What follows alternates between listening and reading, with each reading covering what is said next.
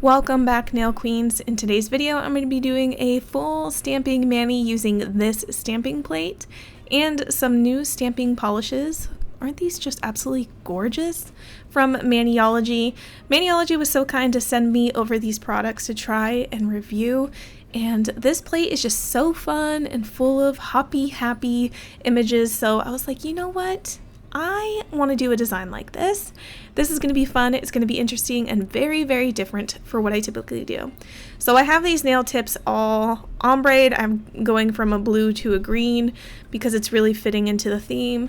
And I pulled out earthy tone stamping polishes to go and mix in well with these beautiful ones they sent me. I'm going to be using this straight up black stamping polish for all of the outline work. I'm going to be using their Monocle Stamper. This is one I got from a holiday gift set. So I'm going to use the Monocle Stamper for my stamper on most of the designs. You're going to see me rotate through some things. And I'm going to be using dotting tools. These are wonderful. So the first thing I'm going to start with is this grass. So I take my straight up black stamping polish and lay it on the plate.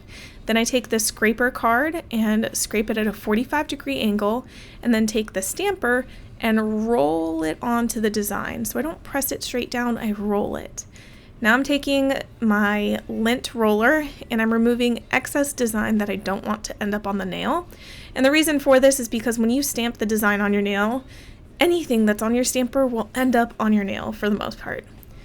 Now I'm taking the dotting tool and a green stamping polish and I'm filling in the outline so that this looks like actual grass. So the grass looks green and pops against the colors that I have already painted on the nails. So this technique right here is called reverse stamping. If you're not familiar with it, it's basically what I describe as coloring in a coloring book.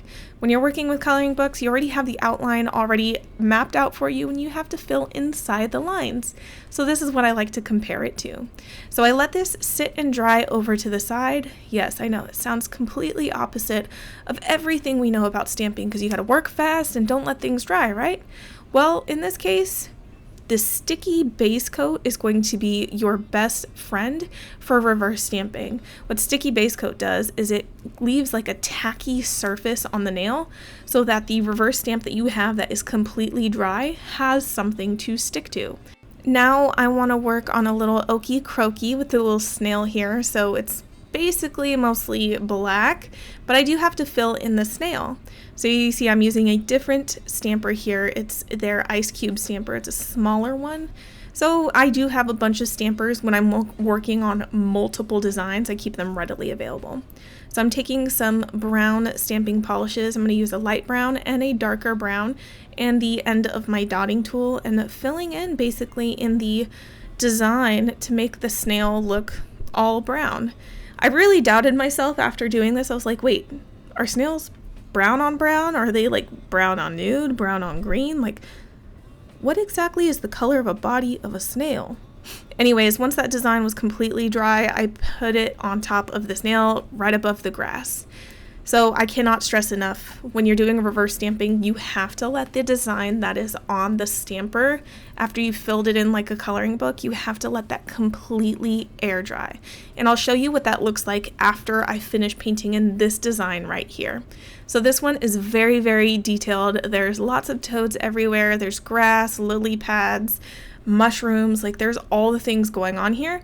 So I'm gonna just work and take my time on this because I can. That's the beauty about doing reverse stamping, is you can take your time. And I love that so much about this technique until it comes time to let the design dry. And then you're like 20 minutes later, you're like, is it dry enough? Is it? So I have a bunch of different stamping polishes here on my plate and I keep picking them up and putting them where I want them.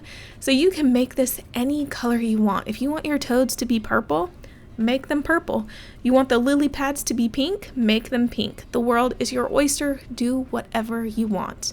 And a little bit later in this design, you're going to see where those new pearly stamping polishes come into play.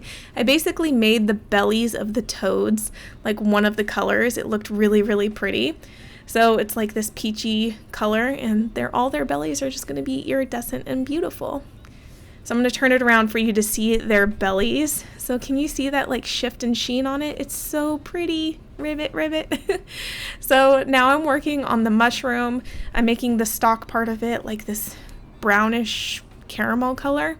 And I am going to make the top of the mushroom red, as well as this little floaty.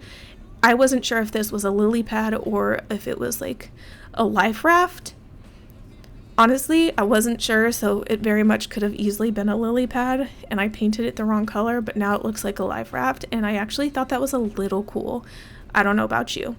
So that is almost done. I'm just going to work on the top of the mushroom now, and I'm filling that in with the same red that I used on my little life raft. I don't know why I find that funny, I just do. Okay, so here's where you want to pay attention to the dryness level on the opposite side of the design. So when it looks like this, it doesn't look as shiny as it originally did. When it was done being painted, that's when you know it's ready to be stamped. And what will happen if you stamp it way too soon and it's not fully dry is the images will smudge and smear and you make a big mess and have to start all over. I've done that before. It sucked. Yeah. So now I'm moving on and working on some like little dragonflies design. That's what I want to put up here. Just something simple. There's no reverse stamping involved in this, so I actually had to stamp pretty fast. And now I'm taking some more lily pads because I'm going to paint lily pads, like reverse stamp these, and place them at the bottom underneath those dragonflies.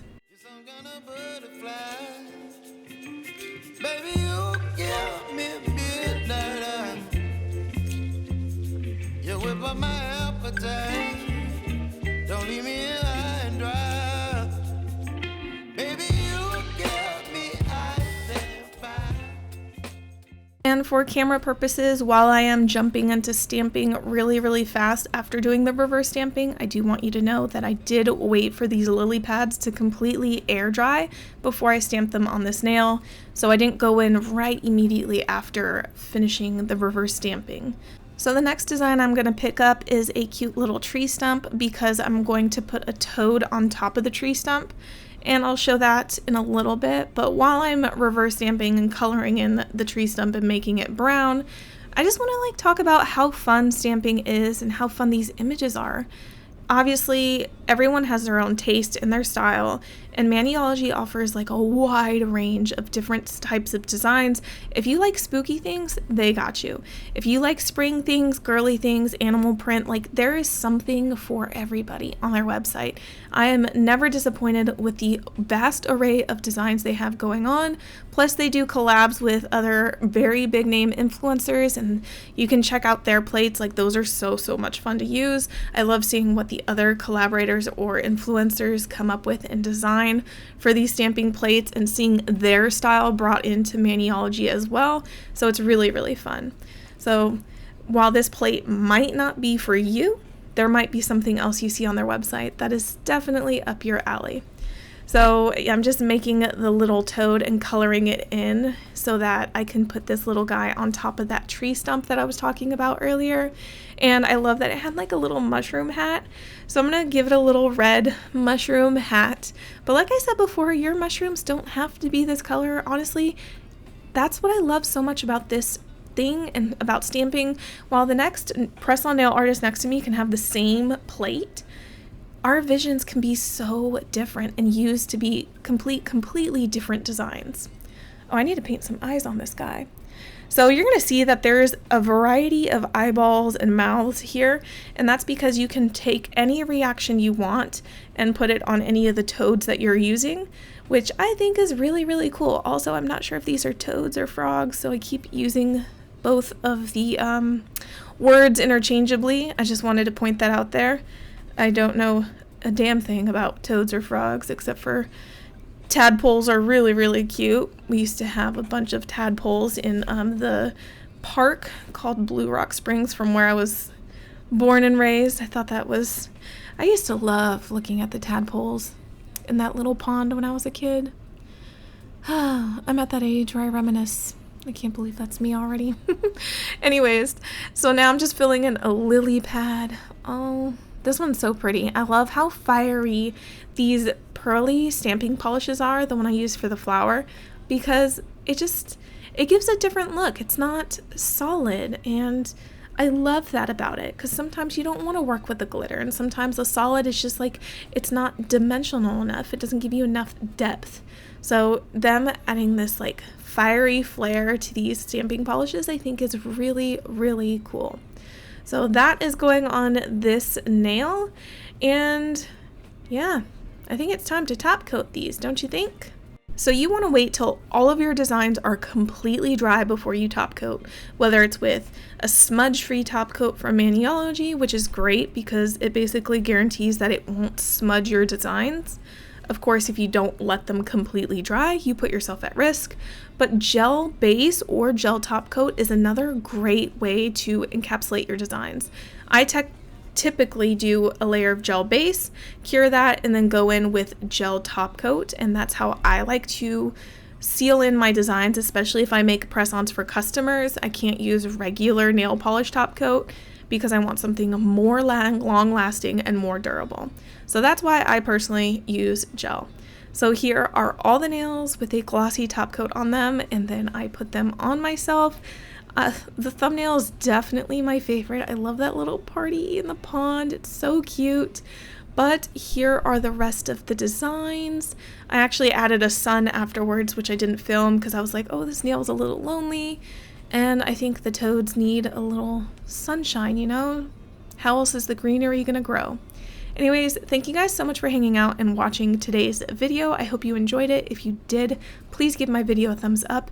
And if you're new here, consider subscribing for more nail art videos. Thank you and bye.